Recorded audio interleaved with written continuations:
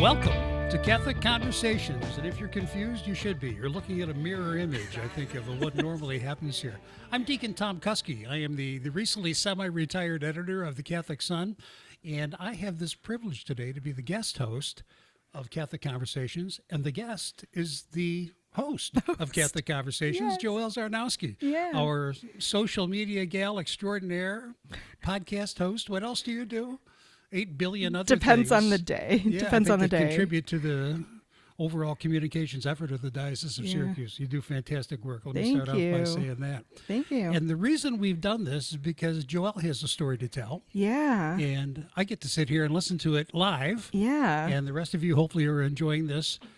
Starting on Fat Tuesday, Mardi Gras Day, right, is the day that we're out on the street with this. And that relates directly to Joelle's recent experience. Yeah. Tell us a little bit about where you've been and what you've been doing. Yeah. So thank you, first of all, for stepping into my seat there. My pleasure and privilege. And Thank you. giving me the opportunity to share this story. Oh, you bet. It just seemed fitting that with the podcast airing on Mardi Gras, that I would be able to share this story about the trip that I took to New Orleans, Louisiana last January, at the very start of the Mardi Gras season. Now, last January is January 24 or 25? January 24. Okay. Yeah. So I was still on break from school at Lemoyne in my last semester there. And my best friend and I had been talking for years about we want to go to New Orleans and see the French Quarter and see what it's all about, try all the delicious food. And so we were like, oh, we'll do it right before I go back for class, like perfect timing right after New Year's. It's before, the festival season really starts, so it won't be too busy. And wouldn't you know, we land Friday night and we go out Saturday morning, and one of the locals is like, oh, you going to the parade tonight? And we're like, what parade? What are you talking about? Well, it was the start of the Mardi Gras season because we were there for Epiphany Sunday. Right. And so the parade that they were having that night was actually in honor of St. Joan of Arc, Mm-hmm. which is something that they do every Mardi Gras season. So her birthday coincides with the Feast of the Epiphany. And I was like, oh, that's really cool. Yeah, we'll definitely go check it out. It qualifies as 12th day, I think they call 12th, it. It's, yes. 12 days, and then Yep. we celebrate Epiphany. Yeah, yeah. So, so that experience was really fun. We went down to Decatur Street in the French Quarter, and they had this statue for Saint Joan of Arc right there on Decatur Street. And there's a huge crowd there. I mean, there were crowds through the streets because this parade takes probably 4 or 5 blocks through the French Quarter around Jackson Square and in front of St. Louis Cathedral, where Joan of Arc, they have somebody acting as Joan of Arc in this parade, and she receives her sword in front of St. Louis Cathedral, and then they come around and they get to her statue, and the parade stops, and the entire crowd sings happy birthday to St. Joan. And it was such an unbelievable experience, one that I was not expecting to have at all, because, you think about the Mardi Gras season, and you're like, oh, it's full of drinking and debauchery and all this other stuff. But no, there is this Catholic Christian tradition that goes along with it leading into the Lenten season.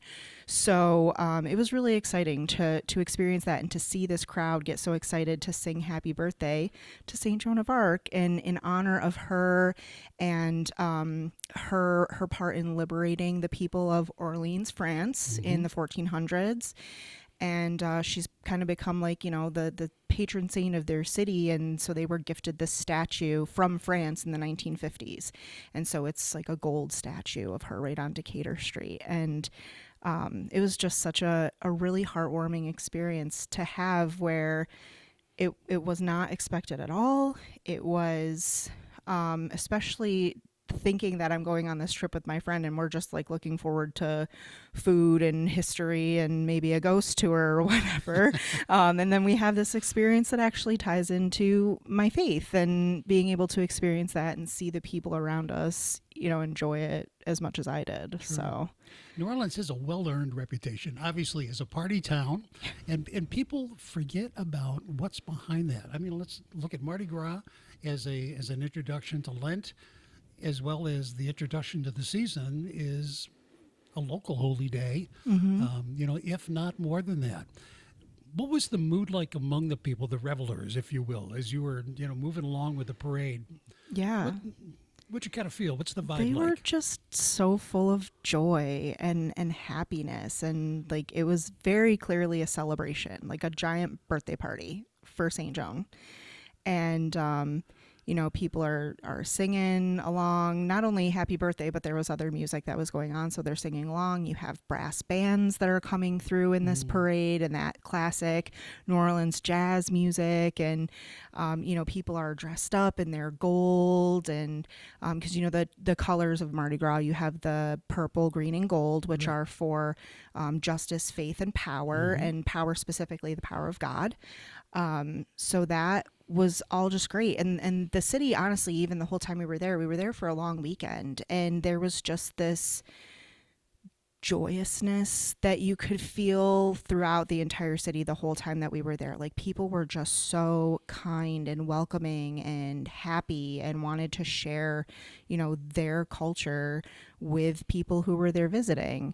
And so that Mardi Gras season, well, yes, there is a lot of the partying. It does happen, Bourbon Street. We didn't go anywhere near there at night, but even that celebratory spirit was still happening throughout the day. And there were decorations up everywhere. You could see at night, a lot of the houses, they have the wooden shutters that they close because obviously they're in an area for hurricanes, so they always have to be prepared for the storms. But when the parade was happening, all of those shutters are open, people's doors are open, people are coming in and out of their houses. It's just this whole community of people there celebrating together, and they didn't care who you were, where you came from, what you did. True. They just wanted to celebrate this season with people.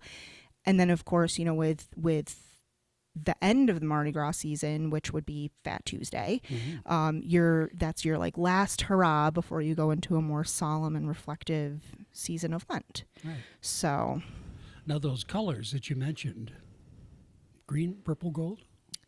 Yep, purple, green, gold is the order gold. Typically, but yep, right. Those three. Yep. Now they celebrate that going back to Joan of Arc, day before Epiphany, the Kings.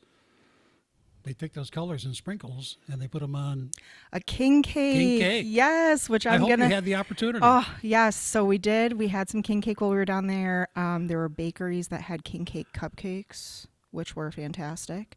I was actually introduced to the tradition of the king cake back when I worked at St. Mary's in Baldwinsville, probably, 7-8 years ago now. One of my coworkers there brought in a king cake for Mardi Gras, Fat Tuesday, and I had never heard of it, but he described it as, it's a sweet bread that's shaped it into a ring and has that sweet cinnamon filling, and then usually there's a frosting on top, like a white glaze frosting on top, and then the sprinkles, the sugar sprinkles in the purple, green, and gold. What I didn't know at the time was about the baby in the king cake. That's right. And I was the one that got the baby in the king cake. So was that before or after you knew it was coming? Oh, I did not know. It was a surprise. Luckily, I am somebody who likes to pull apart my sweetbread and not just shove it in my mouth.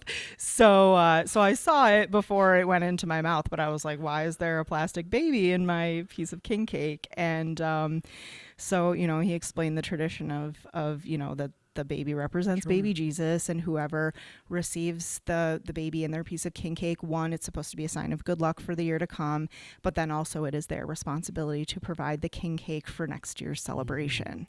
So I took that responsibility very seriously. Good for you. And my mom and I have been making king cake for Mardi Gras every year since then. In some form, I usually take it to work with me and share it with my colleagues. Or last year I took king cake cupcakes to one of my professors at Lemoyne and shared those with him and his wife. So it was really a great thing to learn about, and then it's kind of become this like tradition for me, and it's just something fun to do with my mom. And then so this year I'm actually going to share the tradition with the kids that are in the Quo Vadis youth group in Baldwinsville, because I volunteer with them as a core member. So we're going to do a Mardi Gras themed meal tonight. Actually, when the episode airs that night, we'll do a Mardi Gras themed meal with king cake. And we hope that the kids go home and talk about this, and that they get the whole Mardi Gras experience. Now that kicks off when they're there for Joan of Arc's birthday. And you can say it wraps up on Fat Tuesday, the day before Ash Wednesday. But there are so many, and the King's Cake works in there too, so many themes that relate so strongly to faith in what we consider to be a very secular event. People don't make those connections, and that's kind of our job, I guess, in the communications end of things, to start to point those things out. Yeah. What kind of a message do you hope the kids would bring home from this event that you're going to have tonight for Mardi Gras? That they share with their parents to kind of open their eyes as to all the good stuff that's going on. Yeah, so I guess I would hope that they, one, are excited about kind of like the history of Mardi Gras and like how, like, because I do plan to explain to them like how it came here from France and, why it's celebrated and the meaning of it before going into Lent, that this is like, the last time that you're indulging in those really rich foods before we start this fasting season of Lent, and then, preparing yourself to go into this reflective season where you're supposed to be taking the time to grow closer in relationship to Jesus, which we've already started talking to the kids about the Lenten season. But I do want to make sure that the kids understand that, the way that Mardi Gras is perceived in, pop culture on TV and movies is not the full story. Right. There is that, Christian tradition of it that was brought over from France. So. And I think in contributing to the full story, we'd be remiss if we didn't spend a few minutes talking about how each of us is going to look at Lent and do some preparation, because really the whole period is talking about preparing oneself, celebrating all of the gifts that God gives us, and then moving into a season of penance, the three things of almsgiving, fasting, and penance, which Lent is. For the young people, for the adults, what are some of the things that come to mind for you when you think about, Lenten preparation, preparing for Easter in 2025, a very different time. It is a very different time. So I know that like the popular practice nowadays seems to still be that we're going to give up chocolate. That's always the most popular one that I hear. But this conversation that we had with the kids actually recently, it was like, how does giving up chocolate bring you closer in relationship to Jesus?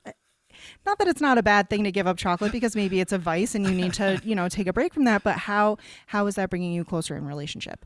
A lot of people nowadays do choose to fast from social media. I prefer to kind of look at that a different way instead of completely fasting from it, because it is such an important tool in this day and age. And one, I need it for my job, so I can't completely fast from it.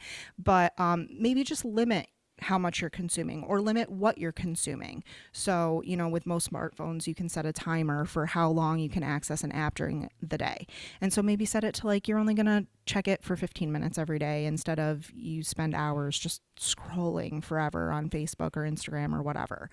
And then instead of, filling that time that you're taking away from social media with another form of media, maybe add something else into your life that can help you grow closer in relationship to Christ. So last week we talked with Father Mano about the Disciple Maker Index survey, which is it's going to be a very reflective tool for parishioners, so they could certainly take the time to participate in that survey.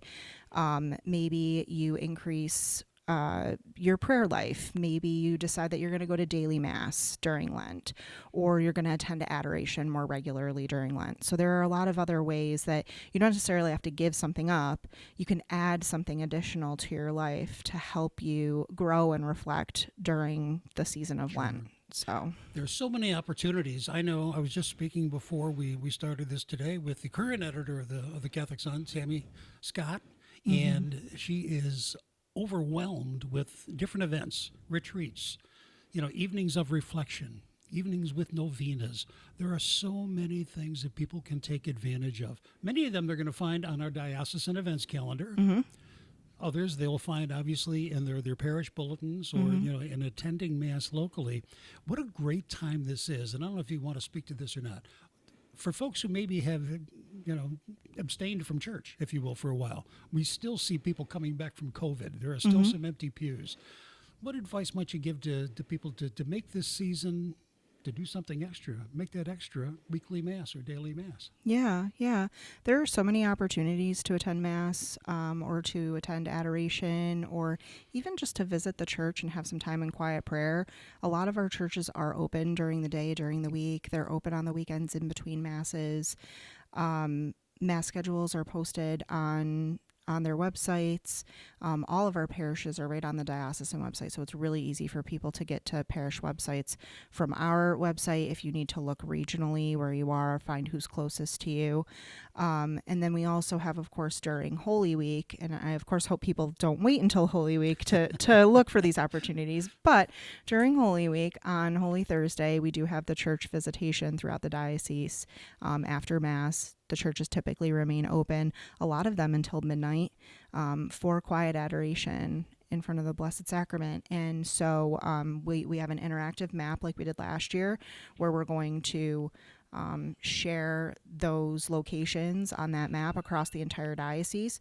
So everybody will be able to see where those locations are. They can kind of plan their own pilgrimage to go visit their churches. But yeah, just finding the time in your day. There are daily Masses that are offered midday. There are daily Masses that are offered in the mornings.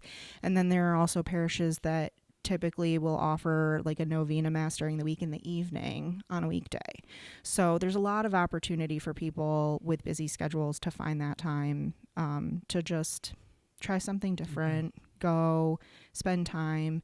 If you're unsure, there's lots of opportunity for you to spend time quietly in the church, in prayer, if you want to. Doing penance during Lent doesn't have to be a punishment. No. There are so many interesting, fun things that you can do. I hope you've enjoyed your opportunity today to be the guest. Yeah, thank you. It's kind of interesting to be on this side of it and see what everybody else sees. So That's a right. little intimidating, but all of our guests have done a great job. So Well, I hope I didn't intimidate you. no, because not that's at not what all. we're all This is about very at all. natural for me. We've known each other long enough. You This bet. is not like that. So So, yeah. folks, make sure you take advantage of Catholic Conversations. We have so many interesting people in the Diocese of Syracuse, and Joelle's doing a fantastic job with that. Thank you. We thank you for the time that you spent with us today and look forward to seeing you soon. Yeah, thanks. Okay, bye-bye.